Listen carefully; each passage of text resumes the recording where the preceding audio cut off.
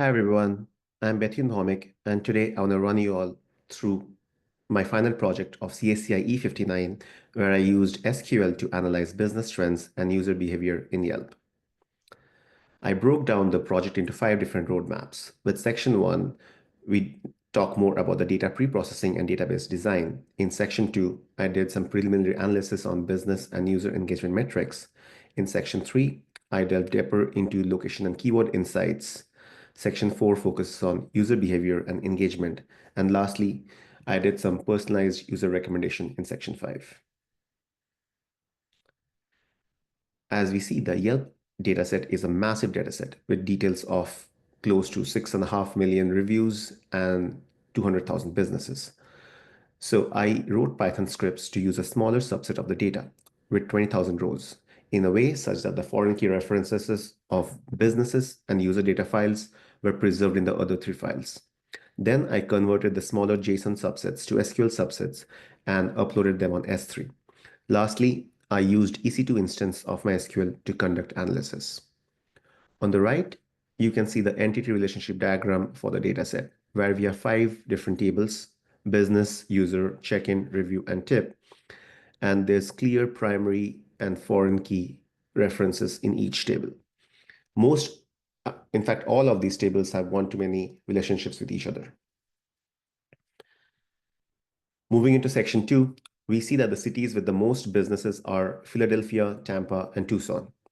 In the middle, I ran a query to find the top 10 most reviewed businesses.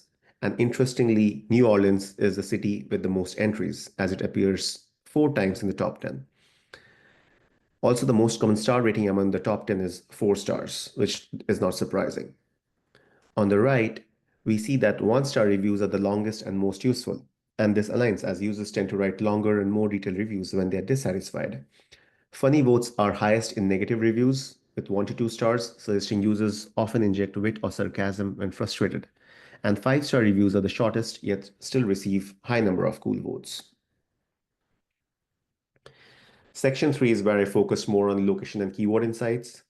So on the left, you see the top 20 geographic grid zones in terms of cities, and these zones could suggest either a dense downtown core, such as the French Quarter, New Orleans, tourist-heavy zones, such as Las Vegas Strip or Santa Monica, or commercial districts, such as tech parks and shopping hubs. Next, I wanted to dig deeper into a particular type of businesses using keywords, so I used bar and used that keyword in my SQL query to find the most popular and highest rated bar type businesses. Again, in this category, New Orleans is the top performer with nearly 12,000 reviews. Santa Barbara bars have an average of 4.06 stars, and Tampa and Indianapolis seem to be hidden gems where they have a lot of good ratings with lesser number of reviews. On the right, we see highly rated businesses with more than 4.5 stars and greater than 20 reviews in low density cities.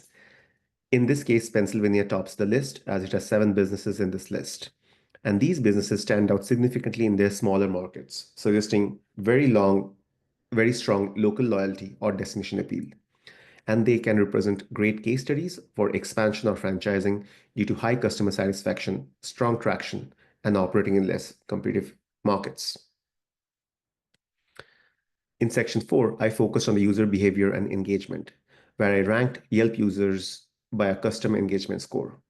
We see that this can have a lot of potential use cases, such as Yelp could use them for an elite program recruitment for community events. Influencer marketing is a second use case where businesses could leverage the reviewers to drive more visibility.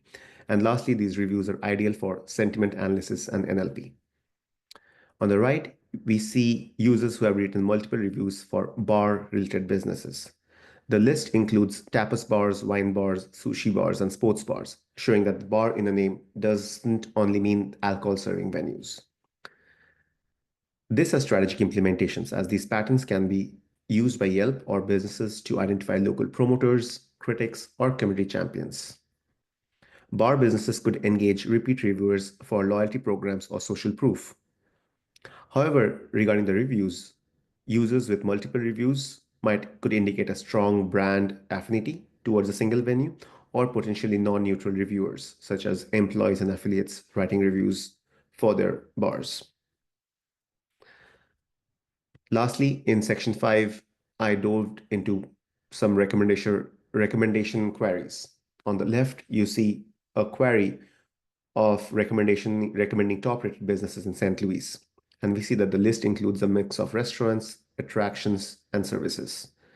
Blue City Daily is the standout, which has 5 stars with 991 reviews, indicating both popularity and consistent satisfaction. On the right, we see the recommendation of highly rated businesses that are underdiscovered or hidden gems. And these businesses are excellent candidates for recommendation engines. Interestingly, many of them are service-based, and they could benefit heavily from visibility boosts. Their 5-star rating suggests strong customer satisfaction, but low review count indicates low visibility or recent launches. Overall, this was a great project. I had fun working on it. And lastly, I want to thank the professor as well as the staff for organizing and facilitating such an amazing course for the semester. Thank you.